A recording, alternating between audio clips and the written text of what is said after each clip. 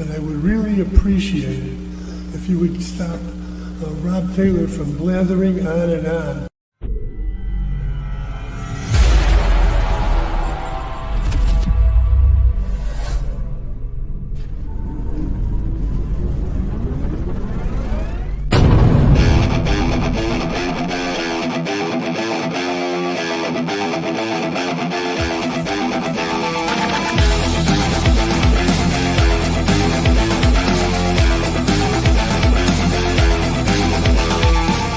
Opinions expressed by talk show hosts, callers, or guests on the Rob Taylor Report do not necessarily represent the opinions of the hosting platform, subsidiaries, sponsors, or possibly anyone else on the planet or the known universe.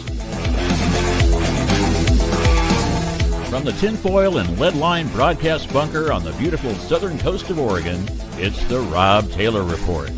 So strap yourself in. Your weekly political therapy session is about to begin. Ladies and gentlemen, here he is, the nearly famous Rob Taylor. Party will never be successful in directing a political bill like this because the dates will change, the rules will change, and everything will change. So they're debating 1599. You know that tax bill that they want to move off the November ballot and put on the May ballot? That's going on right now. We're going to tune in and watch it. And yes, I'll do a little critiquing along the way. Redirect is done. Repeal couldn't happen. So now it's regroup. So we took a vote that couldn't even make it through in 25. We took mostly a partisan vote in the special session. And now we're going to take a completely partisan vote again. How does that set us up to regroup? People say if we move this forward now, we have a better chance to talk.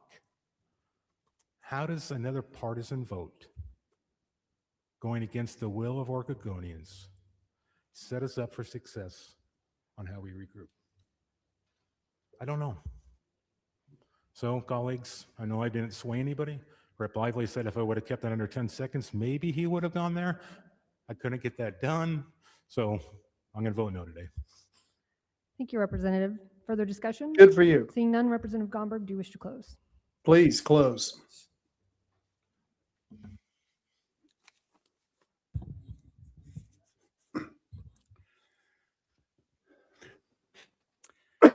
Madam Speaker, I often find myself in this chamber struggling with the void between the government we have and the government we want.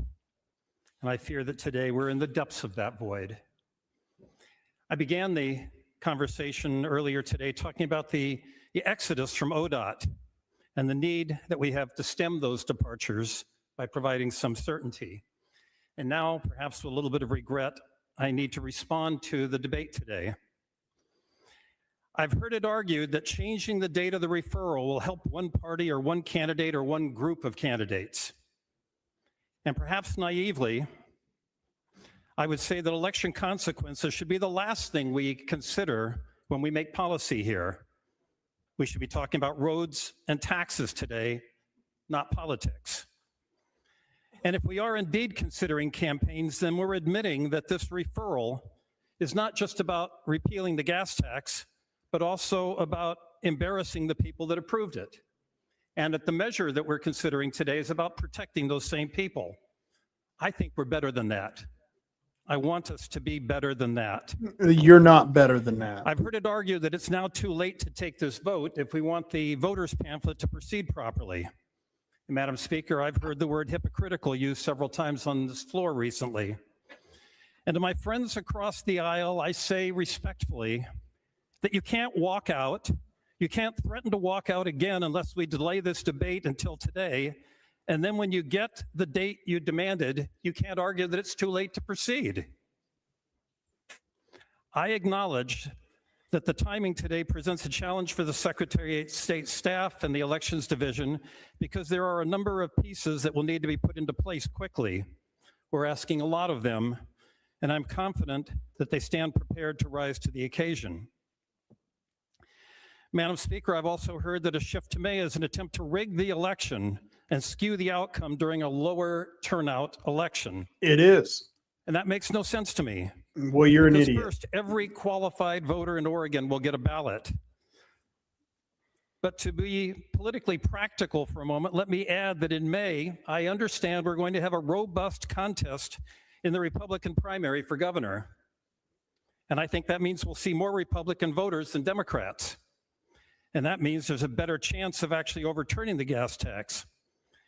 There may be fewer voters, but I expect the margin, the percentage against the gas tax, will be larger. So if the odds are better for the referral in May, why do we want to change that date? I've been listening to the debate today, and I think this central question has not received the attention it deserves. What are the relative merits of a May or a November election? Now, most of you know that I'm a budget guy. It's my honor and my responsibility to co-chair the committee that crafts the biannual budget for the Department of Transportation. And please believe me when I tell you that budget is big and complicated, especially if we're making necessary cuts. Getting it right takes time. The normal process is for the agency to deliver a draft budget to the governor and our own legislative fiscal office in August. We work the numbers through the fall and bring a revised proposal to the committee in February. And you've heard the co-chair describe that process. But if this referral is not decided until November, then how do we prepare that budget? Do we take the advice of the representative from East Salem and simply make presumptions about the outcome? Do we write two budgets? One of it passes and one of it fails? Or do we wait and write a budget in 2 months that normally takes 8? Either way is a lousy way to put a big budget together. And Madam Speaker, remember, we're not the only ones waiting to hear the size of the Highway Trust Fund. Half the gas tax dollars in question are destined for local government. Those good people put their budgets decisions together on a fiscal year, which means July. Are we really going to make our cities and counties wait to learn how much they can spend on roads, sidewalks, and repairs?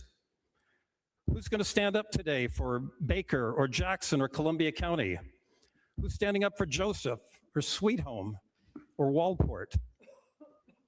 I will.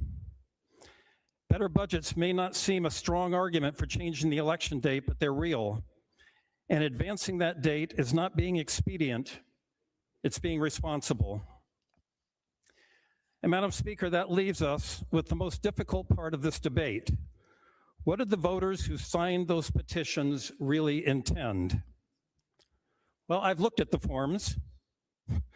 They say, quote, "I request this petition be placed on the ballot on the election listed." What does that mean? Why doesn't it just say November? If you want it to be in November, why doesn't it say November? And I've looked at those petition sheets, and the November date just doesn't really jump out at you.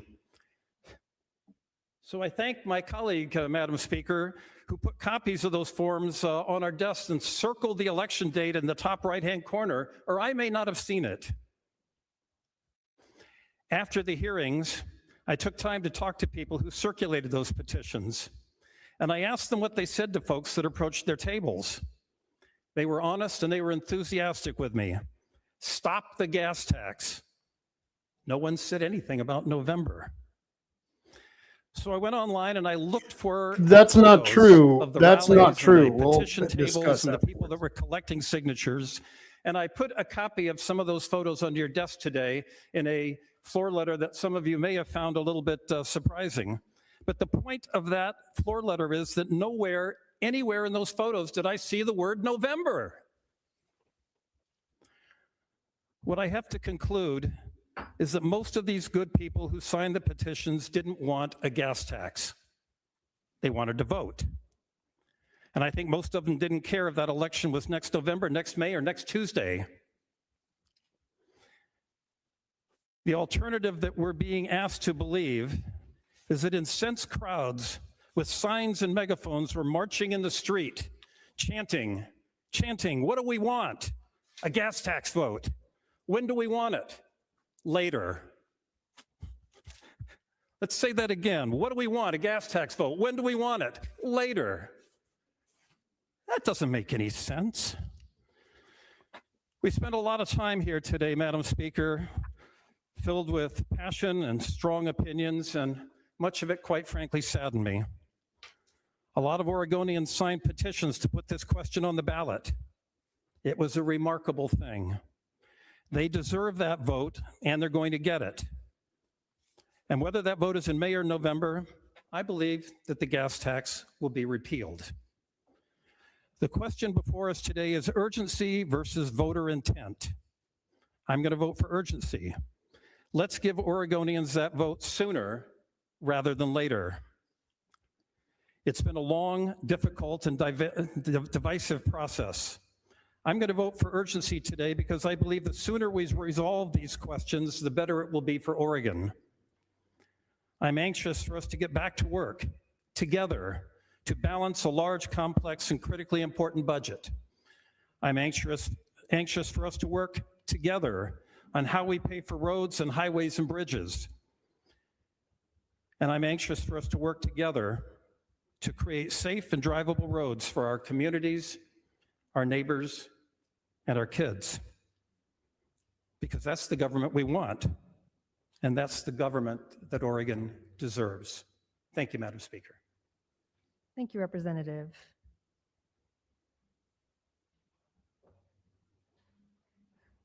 Those of the opinion that the bill should pass will vote aye. Those opposed, no. The clerk will open the voting system. And here we go. Boy, it's a quick one.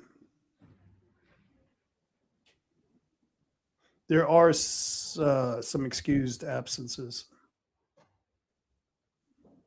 Unexcused absences, I should say.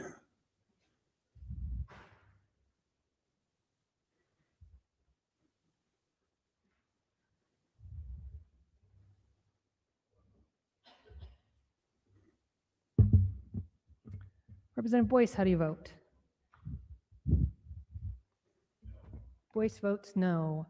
Representative Brees Iverson, how do you vote? Brees Iverson votes no. Representative Bunch, how do you vote? Bunch votes no. Representative Kate, how do you vote? Kate votes no. Representative Deal, how do you vote? Deal votes no. Representative Edwards, how do you vote?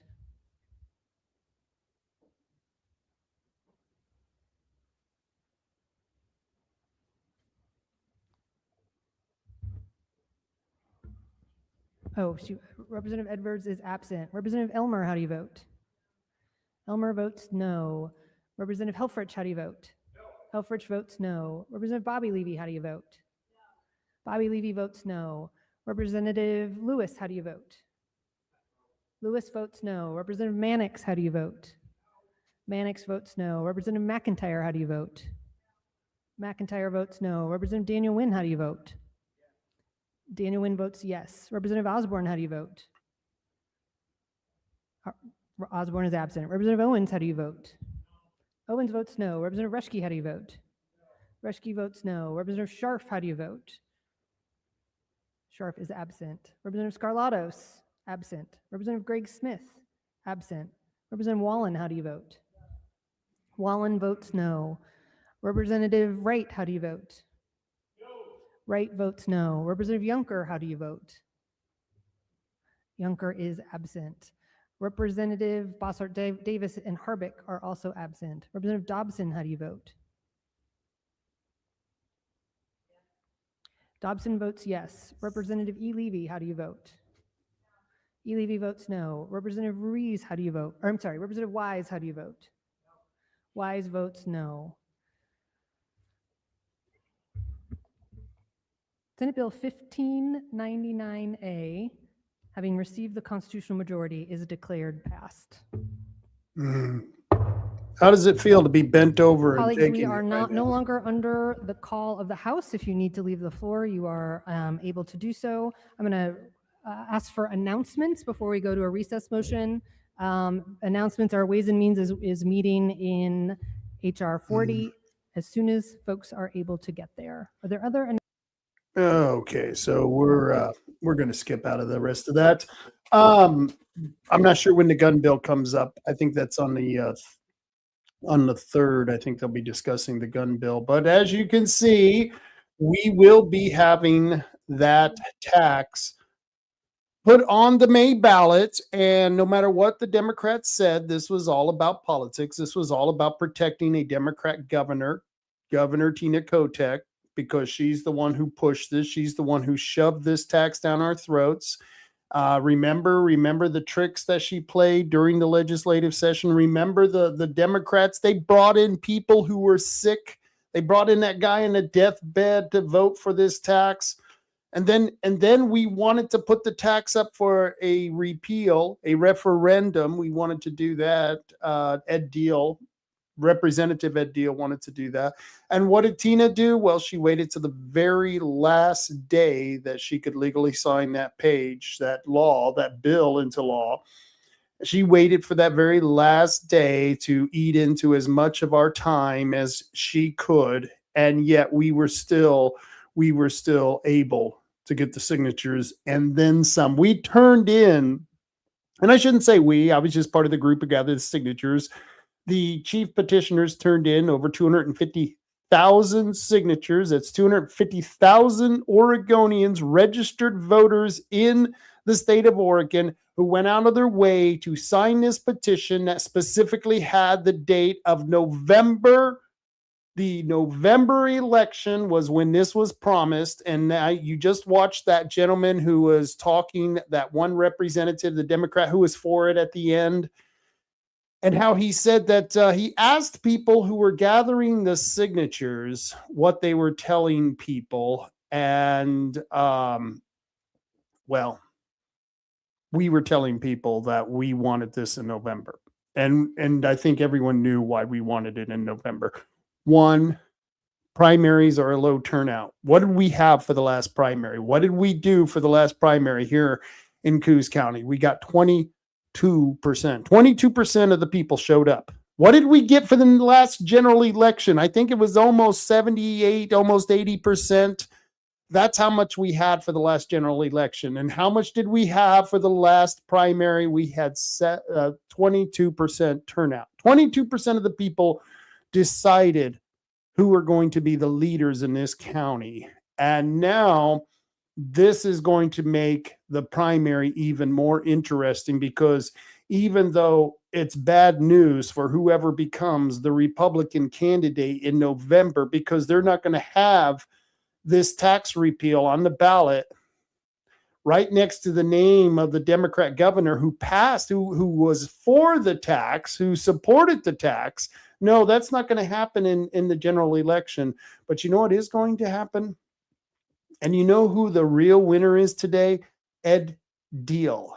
Ed Deal is the real winner today, because now he gets this on the primary ballot next to his name, where he was the man who was the chief sponsor for this initiative. It was overwhelmingly popular, overwhelmingly successful. And so Ed Deal, I think, is going to reap the rewards of this, passage here today. He's going to win the Republican primary. That's just my opinion. I think what the Democrats did today is they sealed the deal for Ed Deal. They sealed the deal for Ed Deal. And I think Ed Deal right now should be sitting pretty comfortable. He should be feeling pretty good today. I don't know. I'll have to send him a message and see how he feels. I think I got a picture of Ed when he was on the floor. He was on the floor, and let's see, I think I have that here. And there he was, very passionately talking about this. And he had all of the boxes from all the people who signed petitions. Now look, this right here.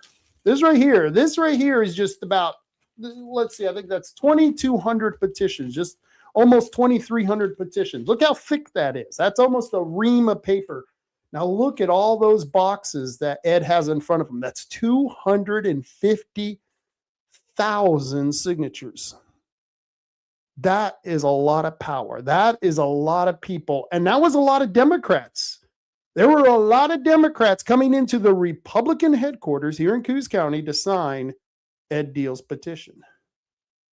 I think Ed Deal just won the Republican primary. Just I don't know. I'm just taking that. Maybe I'm going too far out on a limb here, but I think what they've done is they sealed the deal for Ed Deal. And personally, I really like several of the candidates in this election. I really like Medina. I really like Bethel.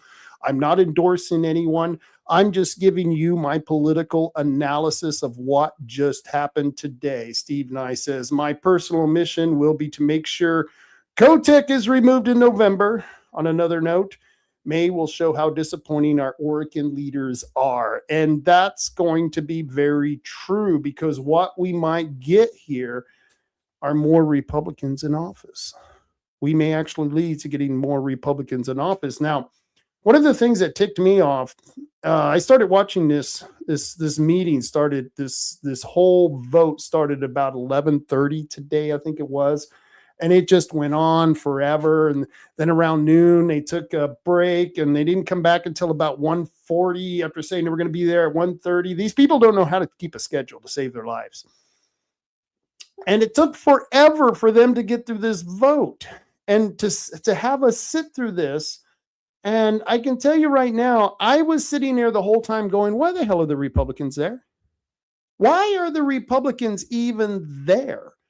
They all could have left and denied a vote on this, and this is what would have happened. The governor would have called a special session, which would have triggered a lot of budgetary problems, which would have triggered a lot of scheduling problems, but she would have created a special session. She would have scheduled a special session, called them in, and the Republicans would eventually have gotten this and probably have put it on a special election. This could have happened, and it would have been even more illegal than what occurred here, because what occurred here, as far as I'm concerned, was just really unconstitutional. This was very, very bad politics going on. Jeff Krupp said it best. He sent this message here, and this is once again, this is from Jeff Krupp. He says, the Secretary of State once again changes the rules in the middle of the game. This would certainly justify House Republicans walking out and killing Senate Bill 1599. And I agree with him. They should have just walked out today, and it would have gave them a special session, but it would have gave them time to even work harder on a denial. But that's okay. I continue reading this from Jeff Krupp. He says, the Secretary of State said yesterday in a conversation with the House Republican leader that he will waive the fee and the signature requirement for citizens to submit voters' pamphlet statements. So SB 1599 could be voted on in May. The problem is that he will have no legal authority to do so. That's right. What you just watched, that whole vote, so that he can move the time and date of the citizens to submit into the voters pamphlet, whether they favor or against SB 1599. Well, guess what? He doesn't really have the authority to do that. I continue reading. The fee and signature required are set in statute. Senate Bill 1599 allows the date to be changed, but not the fee or the signature requirement. In the language of Senate Bill 1599, there is this section, Section 5.1, arguments relating to the measure described in Section 1 of this 2026 Act may be filed with the Secretary of State under ORS 251-255, except that an argument shall be filed no later than the date set by the Secretary of State by rule. By rule. Now, this is not law, but this is by rule. It says this does not grant him the authority to change the statute. This only gives him the authority that lets him change the date. It does not let him waive the fee or the signature requirement. In other words, we have a Secretary of State who's changing law in Oregon in order so that when they pass this bill, that it gives us time to actually submit arguments for or against this whole thing. And I can tell you right now that it just doesn't sound right, does it? Doesn't sound right. Now, the last time the Senate and the House was controlled by Republicans was over 26 years ago, back in 1999. I believe the Vote by Mail Act was passed in 1998. I want to make sure of that. When was the Vote by Mail Act passed in Oregon? And let's see, the AI mode says, it was 1987. I'm sorry. Let's see. Oh, in 1993, they first made it a special wide election. And then in 1998, Oregon ballot measure 60 made it with a citizens initiative created vote by mail. So 1998 is when the entire state went to vote by mail. And the guy who was pushing that was a gentleman from Bandon who was the Secretary of State, Bill Bradbury, who used to live here in Bandon. He's recently passed a couple of years ago, but he was the father of this bill. And I wasn't here in this state at that time. I would have fought against it. I don't know, anyone who looks at it, let's put a bunch of very important documents in the mail and send out a whole bunch of them to people who we do or don't know whether they really exist. There's no way that could cause a problem. Yeah, that's crazy stuff, but that's what we did. That's literally what we've done. And so, the last time the Republicans controlled the Oregon legislature was, right after the vote by mail was passed. That was in 99 and 2000. And all of a sudden, the Republicans no longer controlled the legislature. All of a sudden, it became one party rule in the legislature. I mean, it took several years to get to that one party rule, but it finally made it to where now the Democrats they have control of the Senate. They have control of the House. They have all of the major seats. The state, the Secretary of State, the Treasurer, who is Tobias Reed? I forget. The Attorney General, the Governor. All of them are Democrat seats, and they have been since going back to almost the early 2000s once again.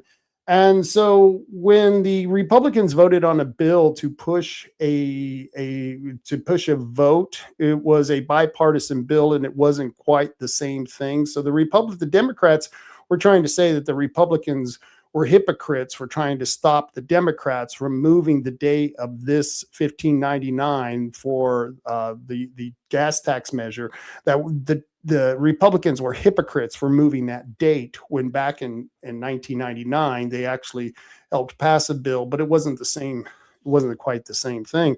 And so I believe what this is going to do now, this is going to set up Ed Deal into a really nice position where at the May election, he can take a lot of credit for this very, very popular gas tax repeal that's going to happen. And I'm willing to bet, okay, I would say going back 15 years, we used to get anywhere between 36 to 38% in our primary turnouts, which is pretty damn good. You get 38% in your primaries turnouts, you're doing pretty good.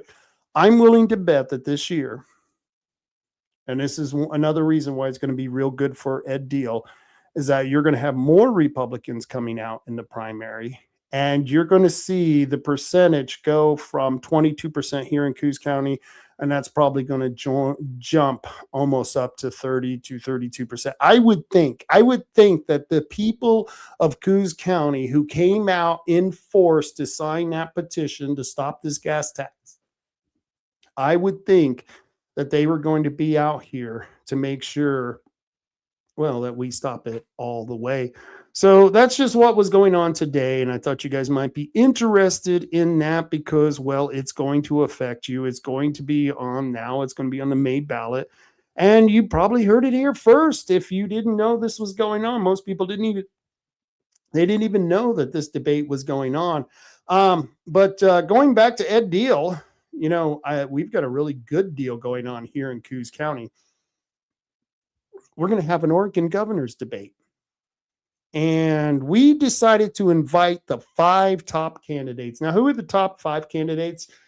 Well, we decided, we took a poll of the people in our group, and the top 5 candidates were Chris Dudley, Christine Drazen, Ed Deal, Danielle Bethel, and David Medina.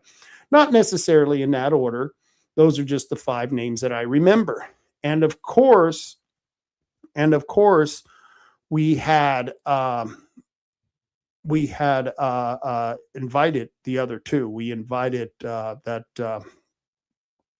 Chris Dudley guy, and we invited Christine Drazen. Christine Drazen, they called me back, and the gentleman who's running her campaign told me that she has a scheduling conflict with our event, that she's going to be doing an event in Clackamas. But from what I understand, that event gets over with at 1 o'clock. So if that's the case, Christina, I think you would have plenty of time to drive down here to Coos Bay, to Coos County, and be at here by 6 o'clock. And by 7 o'clock, you can be on the stage to do that debate. And it'd be perfect because it's a beautiful drive down here. And you could work on your debate during the drive. See, I'm just putting some ideas out there, Christine. That is if Christine Drazen is watching the show. I know she's a huge fan, but I'm highly recommending that if she would, that she definitely should consider just getting back into this debate. I mean, Chris Castleman made this beautiful poster. I can guarantee you Chris could add your picture, Christine, real quick to this. And this goes for Chris Dudley, too. I talked to, I think his name was Alex Lopez, very nice young man who's working on the Chris Dudley campaign. And he wasn't sure. He had to get back with me, and it took several different calls and back and forth. And they decided that they weren't going to come to the debate. So you have Christine Drazen, who had a scheduling conflict, and you have Dudley, who thought that there was something more important than doing a debate here in Coos County, which is kind of sad because I think you people of Coos County, I think you deserve to have the top governor candidates here to fight this debate. I think this is just going to be very important for the voters in our area. We really don't get to see these candidates very much, especially the governor candidates. And so I want to get to some quick comments here. James McHenry says we should have an electoral college for the state of Oregon, and we should have a senator per county like we have 2 senators per state. And at one time we did, I don't know so much about the electoral college, but we should be picking our senators by the counties. Unfortunately, the Supreme Court said that it wasn't equal representation because the senators of the different counties would be representing a different population. Therefore, some people would have overrepresentation, like the people of Moulton, like the people of Grant County, and then the people of Multnomah County would be underrepresented because they would only have 1 senator to the millions of people who live in Multnomah County compared to the very few people who live in Grant County. And so the Supreme Court ruled against that. Just thought I'd throw that out there. And Samantha says she's not going to want to debate anyone. She didn't fare well when she debated in 2022. Now, I don't know if you guys remember the debate in 2022. We got her out here to Bandon at the Bandon Theater, and she wasn't going to come out here originally, but we finally convinced her to come out here. And yes, she had a very lackluster performance out here in the country. And I think that's why she may not want to come out here again, because she knows that the 3 people on this poster, Ed Deal, Danielle Bethel, and David Medina, are also going to be more conservative than she is. Christine Drazen, that's who I'm talking about. And because they're more conservative than her, she doesn't want to come out to this area. Well, like I said, I think Ed Deal was just handed a huge birthday present today. I have to give him credit. He was really fighting against the passage of this bill. I knew he knew that it was going to pass anyway, but I wonder if deep down in his heart, he was thinking, if I can get them to pass this on the primary, it could really help me out in the election. I don't think he was thinking that. I think he was in earnest about trying to get it passed because I just don't think he's that type of guy. I think he has pretty good character. And so I was glad to see he still continued to fight for it. But I still think this is going to be a huge pickup for Ed Deal. And the reason, like you said, Samantha, is that Drazen isn't going to come out here. She doesn't want to come out here. She doesn't want to come back here at all. I think we are going back to that Trump is changing a lot. Yes, he is. And James says a bunch of nonsense got passed in the 1960s from the Supreme Court. Yeah, they were, like the Civil Rights Act. The Civil Rights Act would have been great if they wouldn't have gone into private business. Once they brought private business into the Civil Rights Act, it really took away and destroyed property rights. Very bad stuff. Racism, discrimination is a bad thing, but government involving itself into private business is worse, much worse. James also says they have plenty of representation in the Oregon State House of Representatives. They're just power hungry control freaks. And boy, isn't that the truth. So getting back to the governor's debate. So we are going to be having this governor's debate. I really wish if you guys could go to Facebook. We have a Facebook event. Sign up for that Facebook event and then like and share the hell out of it. If you could do that for me, I would really appreciate it because we want to fill those seats. Personally, I want one of these three people here to come through the primary. I mean, if it's Christine Drazen, if it is Chris Dudley, I will support them. I will support them. I will tell you what, I won't like it, but let's say there's a comet that comes through the earth and we all lose our mind here in Oregon. I mean, even more so than we normally have in Oregon. And we decided to vote for Paul Romero. And Paul Romero gets out of the primary as the Republican challenger. I would vote for Paul Romero. I would support Paul Romero. I'm going to support any Republican who gets out of this primary because I'm so sick and disgusted by these damn Democrats that I almost don't care which Republican it is. I mean, I was so thankful that David Brock Smith didn't run for governor because I wouldn't have been able to bring myself to say that about him. But all the other Republicans that I don't think have very good personal character, I still would support them over the Democrats because I know the Democrats have no character whatsoever.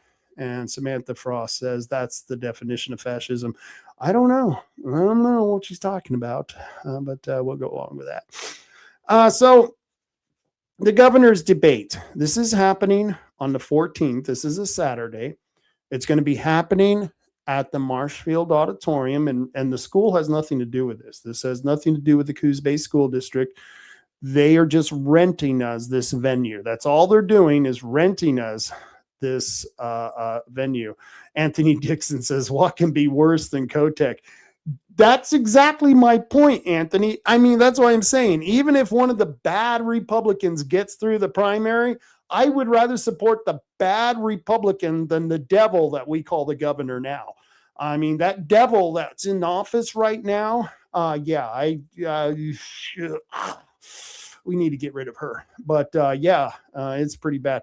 And Samantha says, government getting involved with private business, i.e. civil rights. Yeah, it's absolutely ridiculous. Oh, I'm getting a call. Roman, I'll give you a call after the podcast. You should be tuning in. Not calling, tuning in. That's what you need to be doing. So we're going to be having this governor's debate. I'm really encouraging all of you to come out on this March 14th. If you are on Facebook or any of the other social medias, would you please share the hell out of this for us? If you are someone who really wants to get a Republican governor in office, we need your help. We need you to show up for this event. We need you. Oh, and by the way, you can call Christine Drazen. There you go. I've got her phone number right there up on the screen. You can call the Christine Drazen campaign. She's got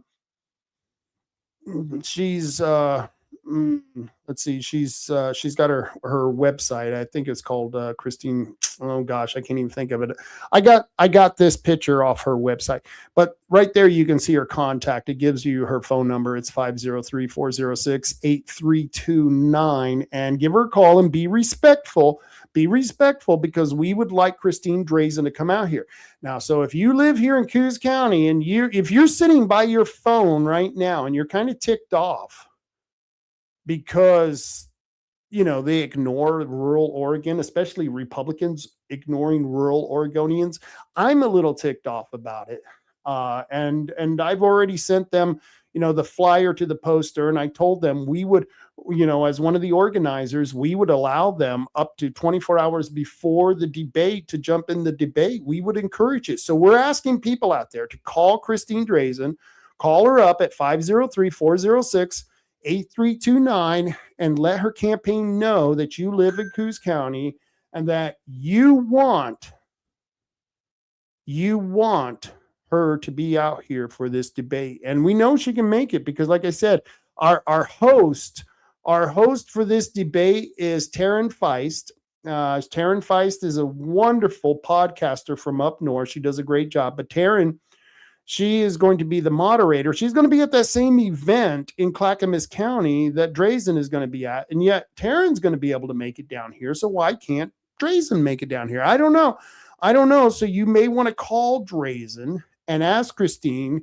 And like I said, be very nice, be very kind, because, you may be mad at Christine. You may be mad at the campaign, but you don't know who the person is answering the phone. So be kind to them and let them know that you want them to come down to Coos County. And you can do the same thing for Dudley. Now, the funny thing was Dudley didn't have a phone number on his website. So I had to find the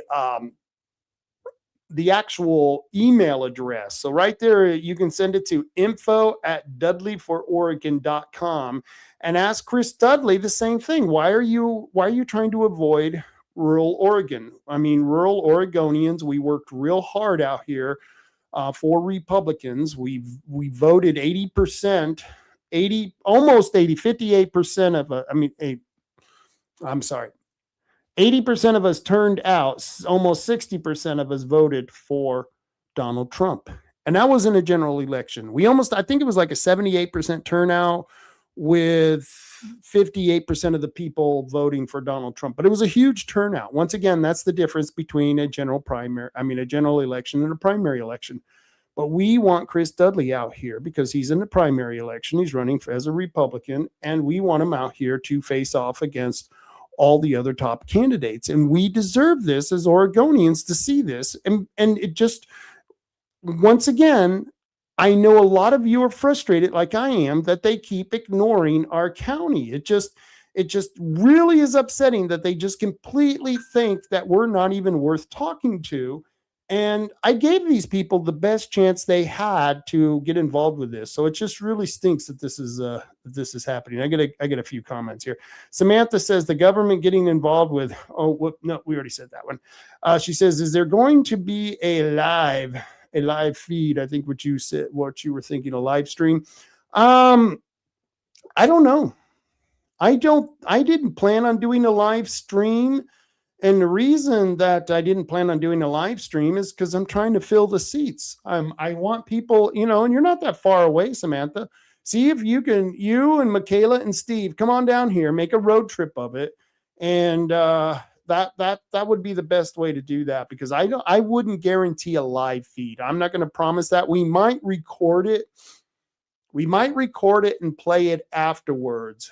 But I don't know if we're going to do a live feed, because I really want people to come out to the theater. And if we do a live feed, I think that would discourage people from getting out of their house and off the recliners and into, the real world where the rest of us kind of live, and to check out what's going on there. Just a thought. Anthony says they hate us. Too many rednecks for them. That's exactly it. There's just too many damn rednecks down here. We are a redneck county, and unfortunately, they don't like us too much. They don't like us. I don't know if it's the red or the neck. I'm not sure. Samantha says, okay, I will try to make it. I hope so, Samantha. I really do hope so. You could make it out here. Get this.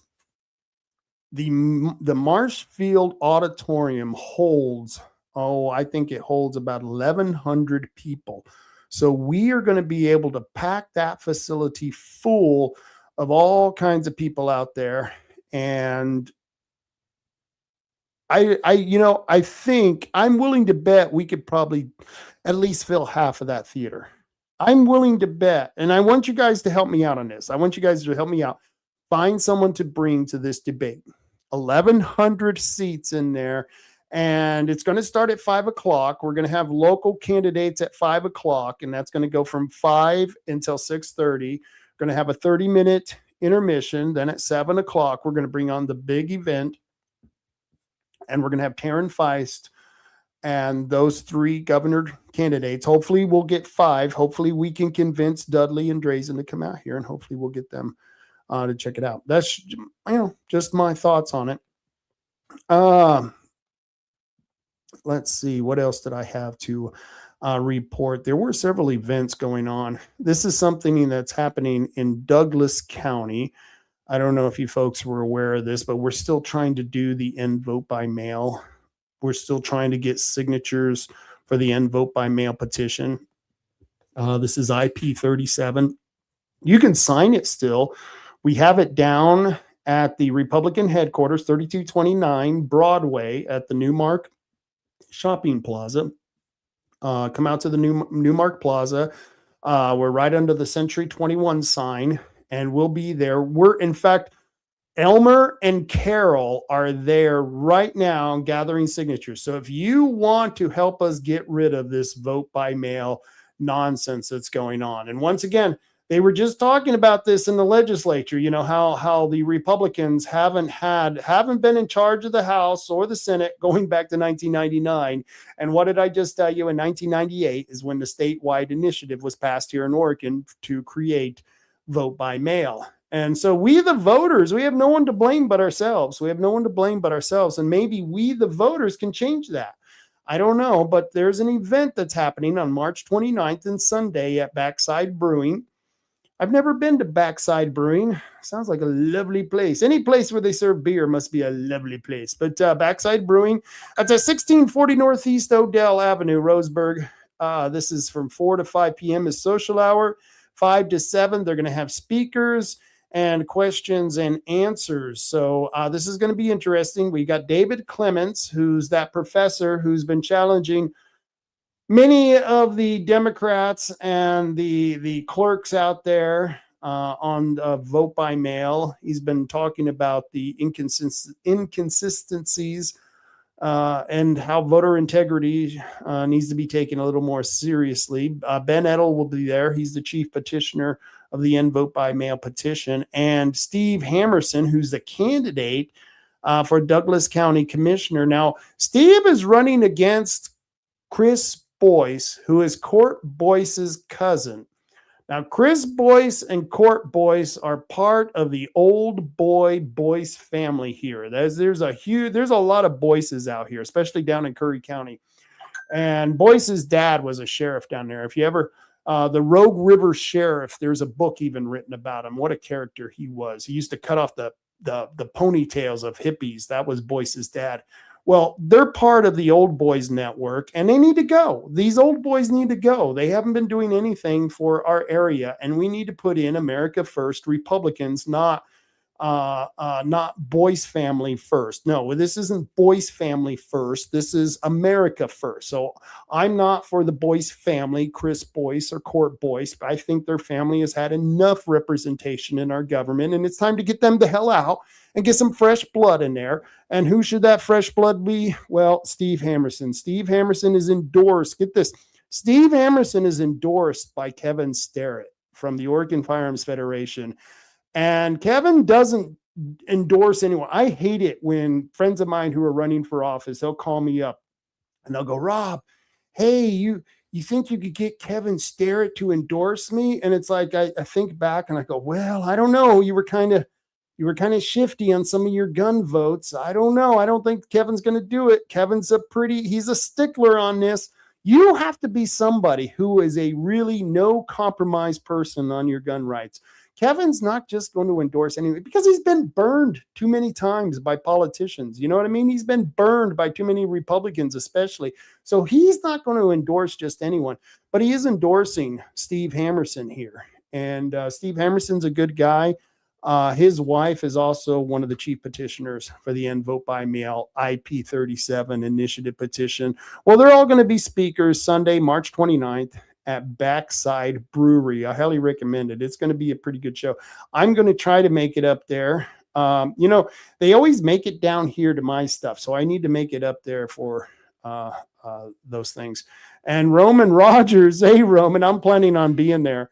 I should check the phone. I think I got a message from him. Let's see. Roman, sorry, says it will be 2.6, somewhat smaller than this one. Okay, yeah, he just saw it. Oh, that's nice. Take back Oregon signatures here. What's smaller than this one? Okay, that's interesting. Nice. I need to get in. Roman, I'll be calling you. I'll call you after the podcast here. Samantha says that was Court's father. Yes, that was Court's father. Court's father was the sheriff in Curry County. Did I say Chris? No, it was Court's. Court's father, and very interesting man. Yes, the Rogue River Sheriff. You got to read that book. Very interesting book. And Anthony Dixon says, hate the voices. Hate the voices. Well, there are people out there who aren't too happy with the guy. They're just not too happy with the guy. Roman Rogers says, I'm planning to be in there. And Roman, I now that I know you're going to be there, Roman, I'll be there too. How about that? I'll make sure and be there. This event, which is happening on March 29th. Sounds like a lot of fun. It's always going to be entertaining. And anytime Ben Edel is going to be at an event, you need to show up because he's always very, very entertaining. Let's see, what else do I got here? Join us for a coffee with a conservative. This isn't usually me. I don't usually do the Saturday morning thing. This is usually Chris and Amy Colton, I think, usually does this. And Rick Coleman is usually there on Saturday mornings. It's like they got this little crew of conservatives that hang out at the headquarters every Saturday from 8 a.m. to 11 a.m. Now, this past Saturday, it was really cool. We were at Tom Brown's funeral, and we had like 30 patriots lined up the front of the cemetery with American flags. Tom would have been so proud of us. We had those American flags there, and it was a beautiful ceremony. He'll be missed. He'll be sorely missed. And I'm so glad so many people showed up with their patriotic spirit. Tom would have been very happy, but that's okay. Tom also went to the coffee with a conservative every Saturday from 8 a.m. to 11 a.m. at the Republican headquarters at 3229 Broadway. And that's Broadway in Newmark at the Newmark Plaza. And let's see, you can also sign the petitions. And the reason I'm going through this, there's a couple other stories I want to talk about, but the reason I'm going through this is that a lot of times I don't talk about this stuff till the end of the show, and a lot of you have already skipped out. Well, I want to get this stuff out there because a lot of you don't know about this, but you can sign 4 petitions. Actually, I take that back. You can sign 6 petitions starting tomorrow at the headquarters. I just got a new petition in, and I think it's from Kevin Mannix. We just watched Kevin Mannix vote against that 1599 there at the legislature. But they just sent me a couple of petitions to help us fight crime. Let's see if I can get man, they really sealed this sucker. They didn't want me getting into it. We'll find out. Don't worry.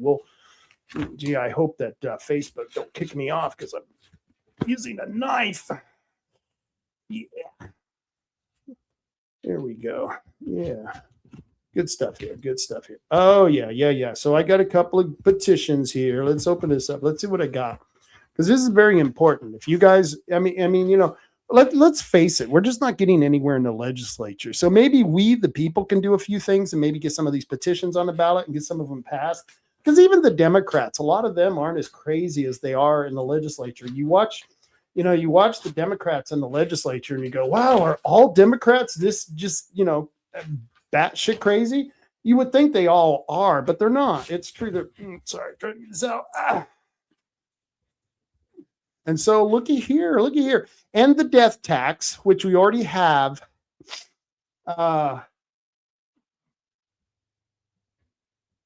Let's see, IP50 and IP51 signature gathering.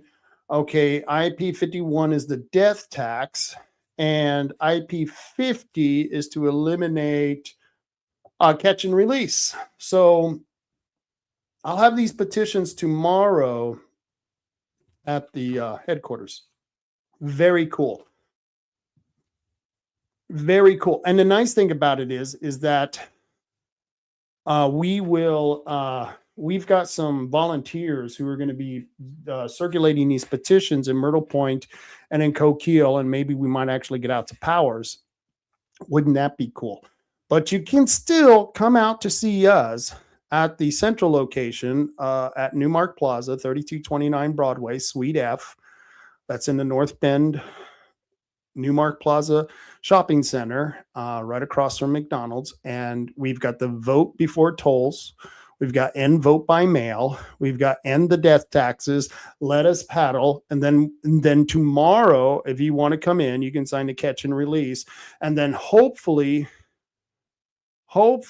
by the end of this week, I know Friday, let's see, it's Friday, she said she would be there. By this Friday, hopefully we'll have all 6 petitions at Uncle Randy's. And we're going to do this every Friday night from 4 to 6 p.m. at Uncle Randy's so that you people in Coquille and maybe in Myrtle Point can sign this petition. And maybe you can have something at Uncle Randy's. Really good place to eat. Very good place to eat. But the owner of Uncle Randy's is allowing her to have a table inside. So all you're going to do is go inside. You don't even have to stand out in the rain. And, I do recommend the biscuits and gravy at Uncle Randy's. Good stuff there. The chicken fried steak is pretty damn good too. What can I tell you? But at Uncle Randy's every Friday from 4 to 6 p.m., there's going to be a lady out there. Her name is Leslie Johnson. And she's going to be getting petition signatures for the 6 petitions that I just talked to you about. Hopefully tomorrow she's going to come in. And she says she's got about 4 or 5 volunteers, women, these ladies who want to help get these petition signatures. And I couldn't be more grateful to hear that this is going to be happening and that we got more volunteers, because then we're going to be able to have pop-ups in all the different areas. So that's just good stuff. Good stuff that's happening here in Coos County.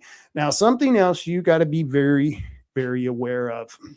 Oh, and in case you're just tuning in and you're wondering, why is this guy talking about all this politics? This is a political show. In case you didn't know, I tried to go over a lot of the local politics here in Southern Oregon overall. And so if you don't like politics, this may not be the podcast for you. But if you are into local politics, this might be for you.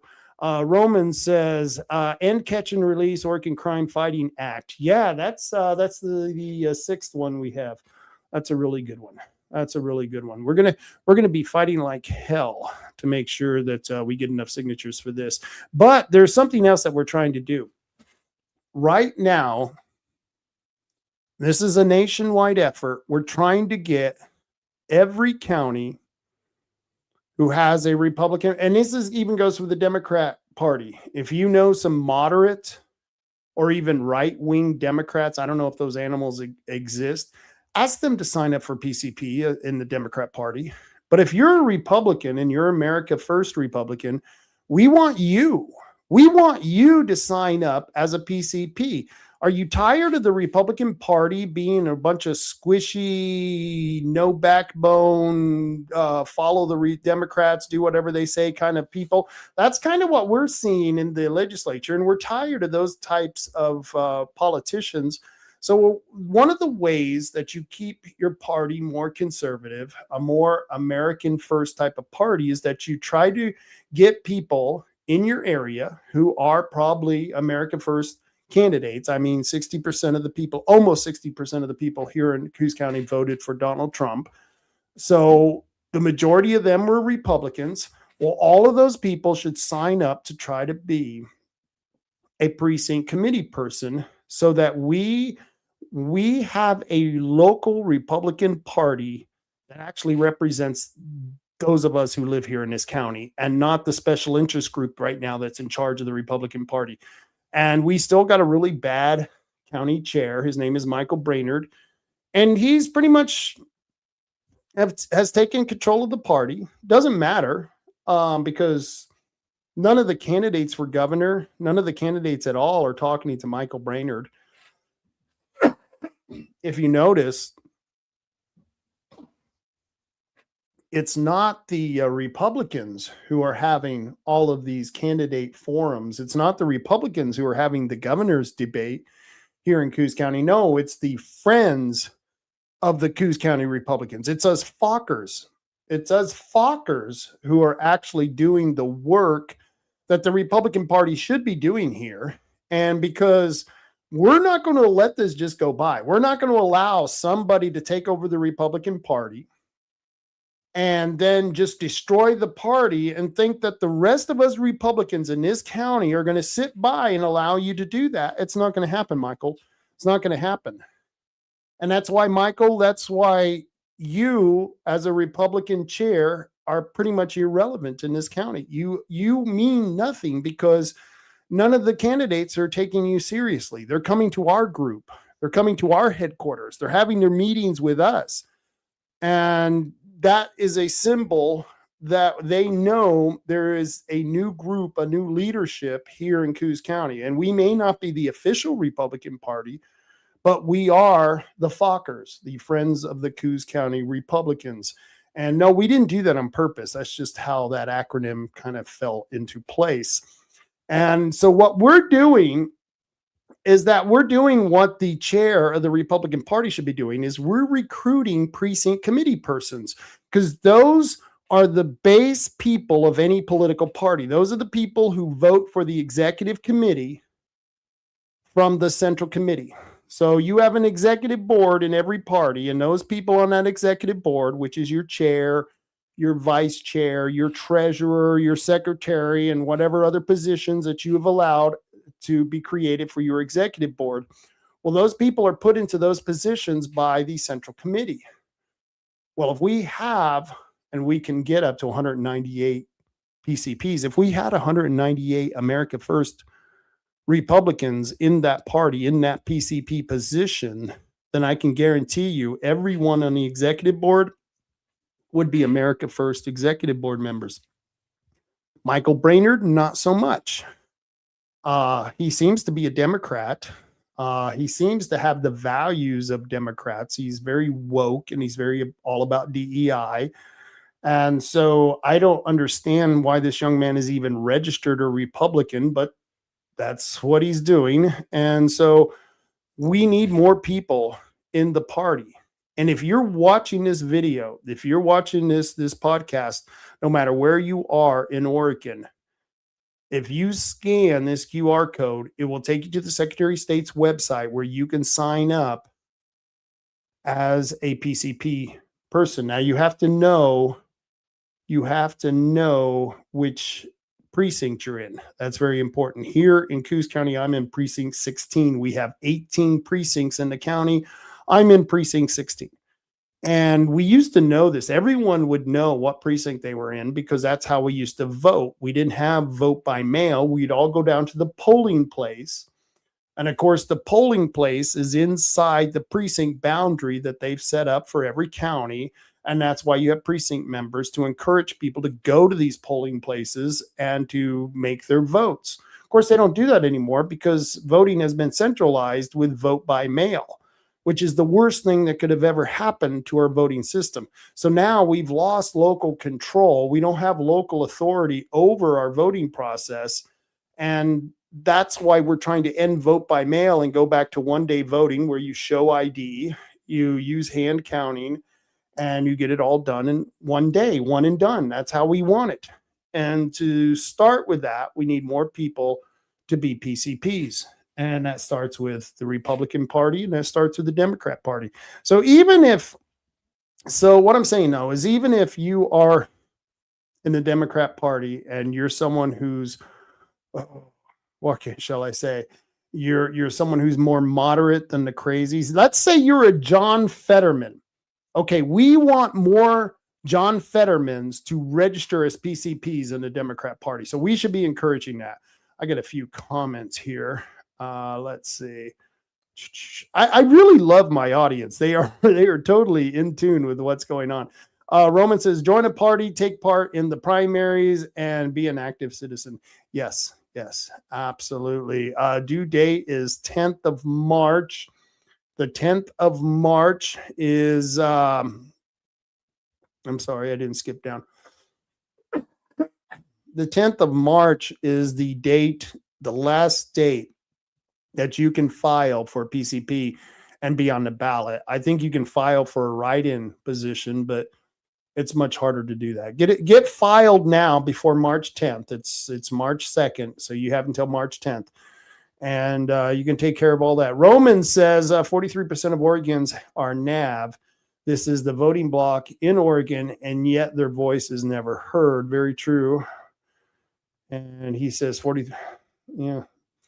So there you go. Let's see if I can share my screen. I want to take you guys over to the Secretary of State's website. But first, I want to go to our own county clerk's office here. Let's see if I can get that up. Share the screen. Coos County. There we are. If you don't know how to find out what's going on in your county, this is the website you need to go to. Right here. And that one right there. Let's see. Oh, Brandy says Fetterman and Kennedy are legit political role models. Yes, absolutely. Legit political role models. I'll agree with that. Let's see. This is the Coos County. Let's go over here, departments. Let's go to the county clerk. Excuse me. I've got a cold. I've got this cold. It's just hanging on like nobody's business. Let's go to the elections. May primary. Let's see. Let's see here. Let's go down. Voters pamphlet. Campaign finance. They got all that. Observer. Now they got some notices here for observer.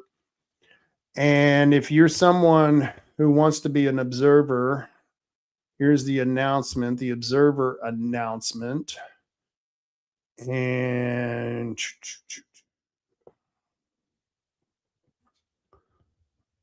there's where that takes you. Okay. Interesting. Let's see. Open offices. Let's see let's see what we have for open offices.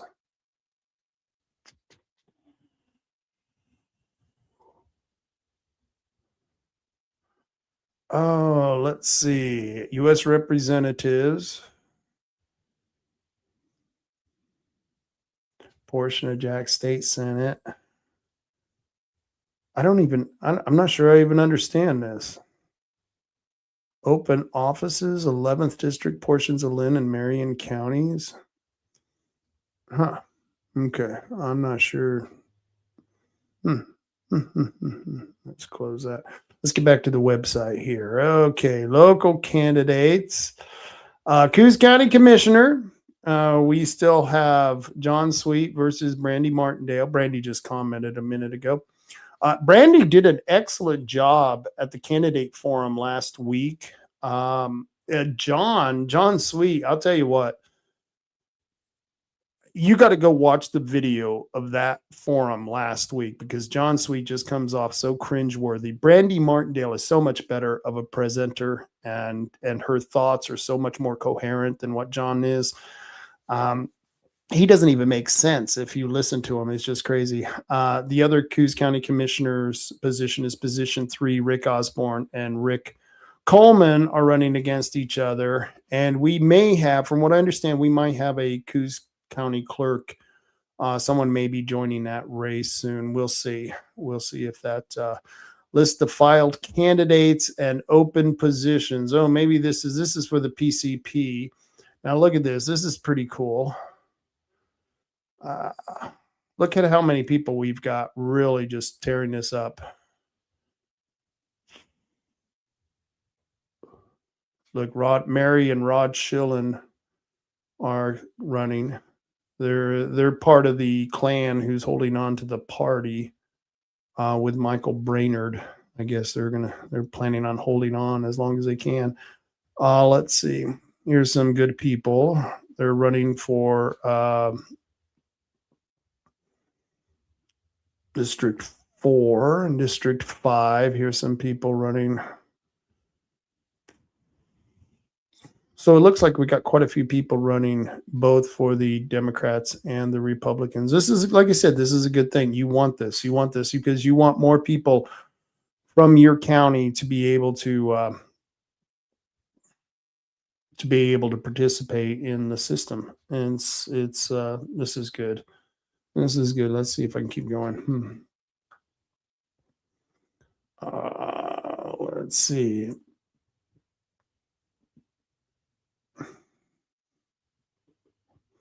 All right, and there's some of the more people who are listed as PCPs. And believe me, look, there's precinct 9, vote for 2, and there's no one even listed. And precinct 10, they vote for 12 people. And so any one of these people could be have a potential of being a PCP. It was sad. Athena, she pulled out because she was so tired of the infighting that she just pulled out and said, forget it, I'm done, which is sad. Once again, that's Michael Brainerd. Him doing what he's doing is destroying the party. It's really bad what's going on. Boy, look at it. We got a lot of people running for this. This is really nice. This is very nice.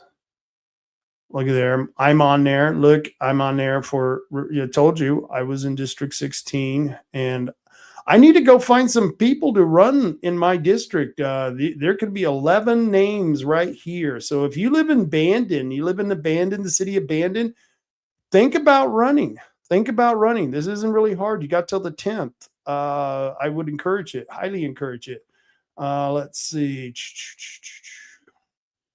Rod Taylor, Nicole Taylor running, Marshall's running, Dan Pierce, Teresa, Stan, Marty. All right. Good stuff. Good stuff happening there. Let's see. Let's keep going down. Let's see what else we got here. Local measures. Well, I saw that. Local measures. Nothing filed at this time. Now I think the city of North Bend is going to be filing a measure soon. Let's see, what are the filing notes for PCP? Election May 19th. Yep, you have September 11th through March 20th. You had to have been registered a Republican since September 11th of 2025. And you have until March 10th right here to sign up. And you got plenty of time, guys. You really need to get out there. This is, I know this is boring stuff, but this is the kind of stuff that we need to learn. Oh, let's see. Let's go back. Let's close this, go back here. Open offices, SOS. Let's see what we got here. Yeah, I'm not sure. Election reporting schedule. There's the people who filed and candidates open, filed for PCP. All right. So all of that can be found at the Coos County website. Go to the county clerk's office, scroll down here and click on May 19, 2026 primary election. You can find out more. Now let's go to the Secretary of State's website. This is the Secretary of State's website. Let's go over here to voting and elections. This is how you look up your stuff, folks. Come down here. And, you see this right here? HB 4024 campaign finance reform. Man, they just did a lot of new campaign finance reforms in the last legislative session. And if you've been doing this for a while and you haven't checked the rules have changed. They've got a lot of new crazy rules and reporting procedure changes that they've done. But yeah, let's see. Candidate filings and local measures. This is a good one here. Let's see. Let's go to search candidate filings and 2026, the election. We want to look up the primary filing for office. We want to find out who's filed for governor, party affiliation. Republican. We want to find out who's all filed for Republican governor. And that's how you do this right here on the Secretary of State's website. And there you go. And we have all of them: Danielle Bethel, Ed Deal, Christine Drazen, Chris Dudley, Kyle Dyack. Yeah, I've heard of him. Don't really know him. David Medina, Robert Newman. You ever heard of this guy? Robert Newman, Brad Peters. Don't know him. Have no idea. Matthew Pyatt. Have no clue. Paul Romero. The only reason I know Paul is because he's such a character and all the crazy things he's done. D'Angelo Leroy Turner. Never heard of this guy. Yeah, just crazy stuff. Yeah, that's who's running for governor. How many are those? 1, 2, 3, 4, 5, 6, 7, 8, 9, 10, 11, 12, 13, 14 people. So there was no way, when people go, oh, why didn't you guys have every candidate from the Republican primary, every governor candidate in your debate? Well, if we had 14 people in our debate, we might be able to give them 10 seconds each to respond to the questions. You know what I mean? You can't find out about anyone in that short of time. So we wanted to make sure to have a debate where our candidates would have several minutes to be able to give their positions on any different policy. And so that's why we decided that we were only going to pick the 5 top ones that we thought would be good for the debate. And it's sad that out of the 5, we only got 3 to show up. Very sad what's happening here. Let's see. Let's do a new search. Yeah, let's do a new search. Okay. Let's go back to this year. Which election? Let's go to the primary. Filing for which office? Let's check for the state representative. And I want to check for a specific district. I want to check on Boomer Wright's district, District 9. And it doesn't matter to me which party affiliation, because I want to see who's running in the 9th district, if anyone else has signed up. And we've got Troy Cribbins, Claire Lynn, and John Ezra Sherman. Now, I've had Troy Cribbins on the show. If you want to see that interview, it was from a couple of weekends ago. You can find that on any of the platforms that I'm on, YouTube, Rumble. But yeah, I just recently interviewed Troy Cribbins. And next week, I'll be interviewing Claire Lynn. She's going to be coming on live on Monday, next Monday. Yep, that's right. And I was really impressed with Claire at the last candidate forum that we had. Troy was there, John Sweet was there, Brandy was there, Claire was there, and she did a fabulous job. In fact, I got to say, Brandy and Claire did a much better job than the 2 guys they were running against. I think John Sweet and Troy Cribbins. Yeah, if you go back and you look at that interview, like I said, it was kind of cringeworthy. There were some really not such good answers coming from both Troy and John Sweet. But Brandy and Claire, man, they really shined. And, I was just saying, I get tired of having only women to choose in politics. Well, if that's what you got, a bunch of dinky ass men who aren't worth a damn, because both John and Troy are Republicans, if they're not worth a damn, then I will vote for the women, because the women sound so much better. What's the matter with guys today? Why are they such panty waste? You know what I mean? Why don't guys have balls anymore? I don't know. It's just sad. Samantha says, could you invite 2 more? Who would you want to invite, Samantha, when you say invite 2 more to the governor's candidate? Well, tell me, who are your choices, Samantha? Who are your other 2 choices? Let's see. Let me get back to the channel I was on. So Claire will be on next week. That should be a very interesting show. Like I said, I thought she did so much better. I think her and Brandy they really took out the guys on that one. Let's see. Let's go. There's one other position. This is the primary as well. And let's State Representative, once again, position 1, that's Court Boyce. I wanted to see if he's still the only one running and as a Republican. And Brett Cecil. Oh, Brett always runs, and Brett always loses.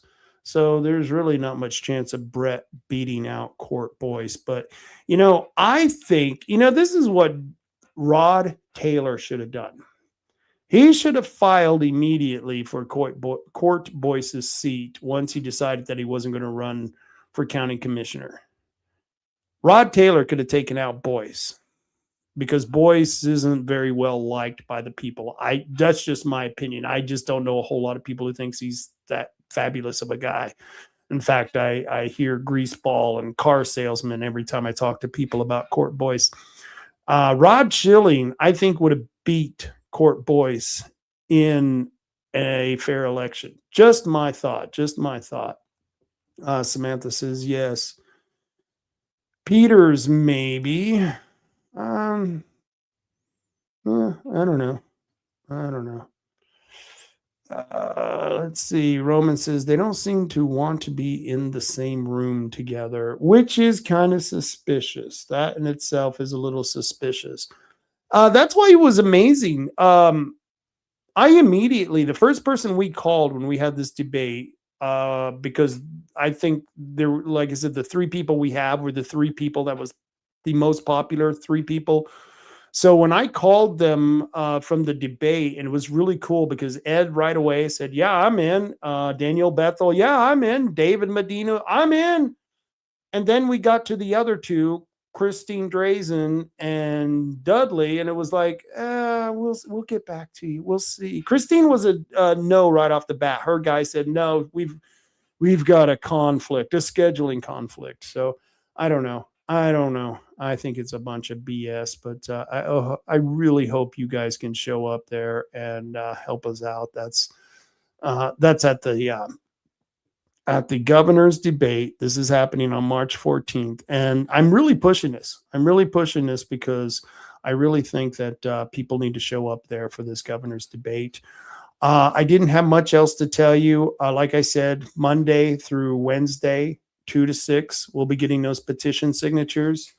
I've got a brand new signature. That means we'll have six petition signatures tomorrow by 2:00. We'll be at the headquarters. So if you're watching this, and I'll put out notices on it and stuff about these petition signatures, definitely come in. Hey, TJ's joining us. He says, I like David Medina. A lot of people do. I like David Medina because he brings in a lot of the young voters, the younger generation, people between 18 and 35. He's got a huge following of the younger crowd. And so even if he doesn't become governor, whoever does become governor would be very wise and to bringing David Medina into his fold. I don't know if you could bring him into the administration, what position he would take, but I would definitely, if I was the other Republican governor or governor candidates and I won as governor and I beat out David Medina, I would definitely bring David into my cabinet, and Danielle Bethel. The one strong point I think about Danielle Bethel is that she's been a county commissioner, and as a county commissioner, she's seen the screw ups that they make at the legislature every year. Year in and year out, as a county commissioner, she has to sit there and literally just yell at the top of her lungs as they pass one bad law after another that really puts a lot of tolls on counties, and we, the taxpayer, end up paying for those tolls one way or another. So that's what I've got going on. I hope you all can join me. I want to thank all of you who's been hanging out.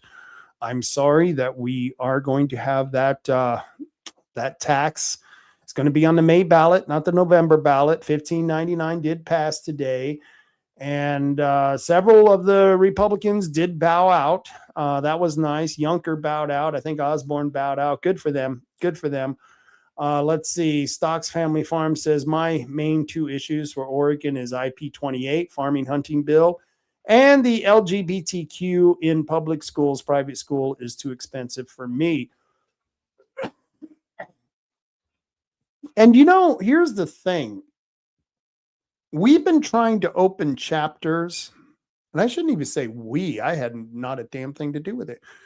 There are young people, high schoolers, who have tried to open chapters, turning point chapters here at the high schools.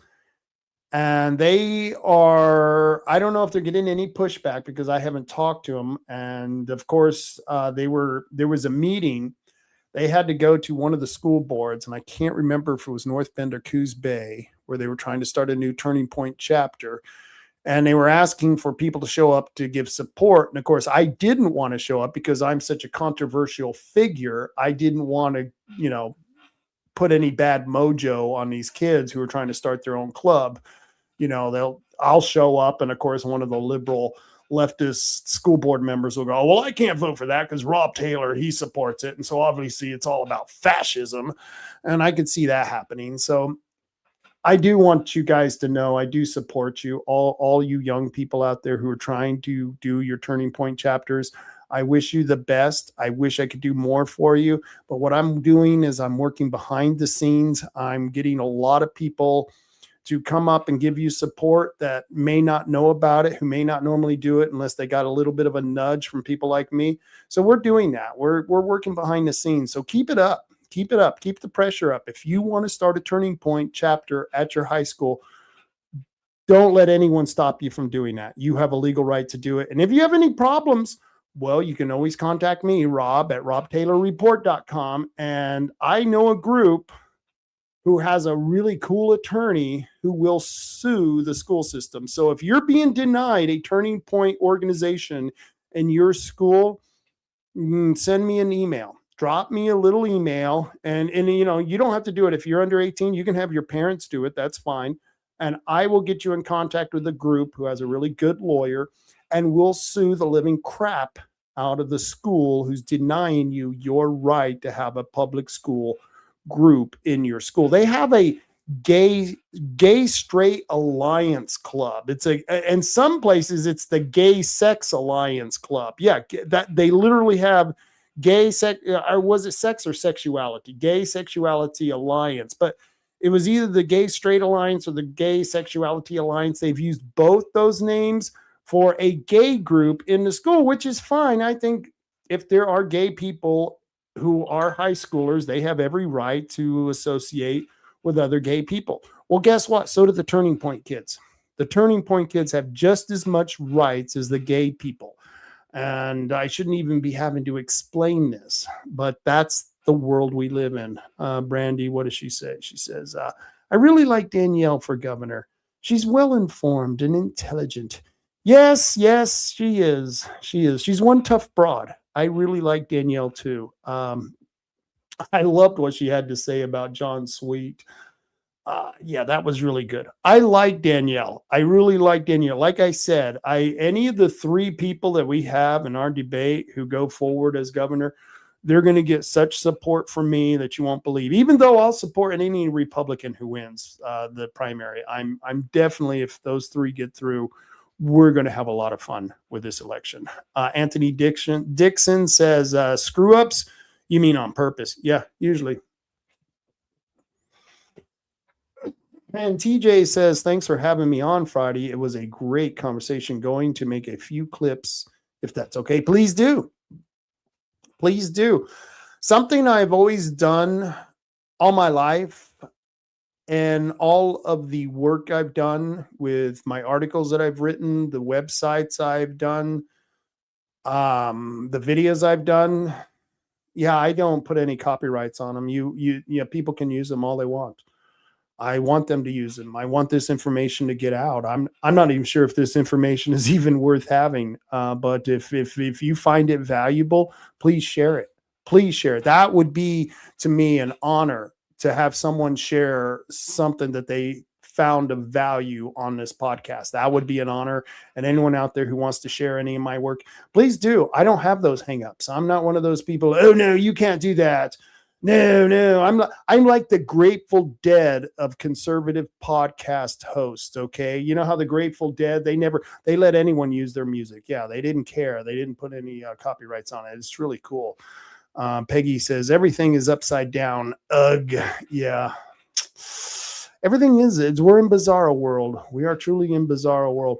Well, folks, it was a wonderful day. I'm really sorry to be the bearer of bad news. I feel it just really sucks to have to come on the show and tell you guys all these bad news, because I knew how the vote was going to go today. I mean, no matter whether we watched the meeting or not, I knew those dirt bags. I knew they were going to vote for it no matter what.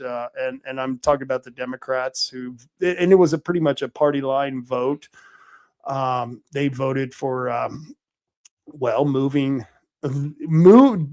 against the voters of Oregon. Isn't it funny how Democrats always talk about Republicans? They're trying to destroy democracy.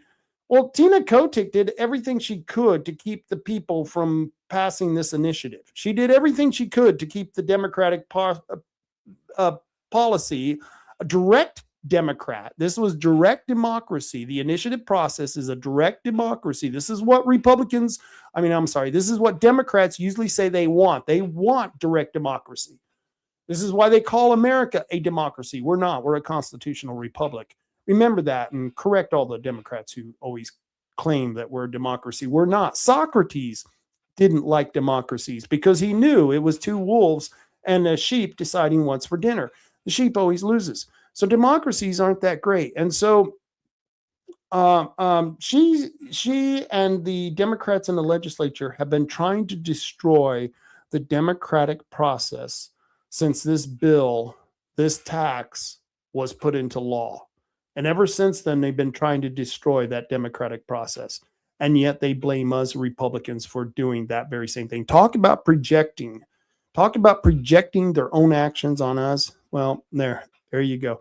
Let's see before I get out of here. Brandy has my vote. John Sweet is a weirdo. Check his hard drive. Yeah, I'm wondering what that 86-year-old man has on his hard drive. That would be really interesting to find that out. I don't know if I want to find that out. It might give you nightmares in the middle of the night. Well, folks, it's that time. I want to thank you all for joining me for the Friday night rant. I think this Friday night's going to be an entertaining rant. Yeah, I think it's going to be pretty entertaining. I've got some pretty crazy guest I think I'm going to have on. So join me then. Next week, we hope to have Claire, gosh, what's her name? Claire, what is your name? Let me see. I will not. Claire for Oregon. Claire Lynn. That's it. Claire Lynn is her name. She is running for Boomer Wright's seat. Boomer Wright is not running. He decided to bow out. So we've got Claire Lynn, who's going to be on next Monday to talk about her campaign. And I'm excited about that. I really like this young lady. I have high hopes for her. And I will see you all next week. And until then, what do I say? Carry on, Green County. Carry on.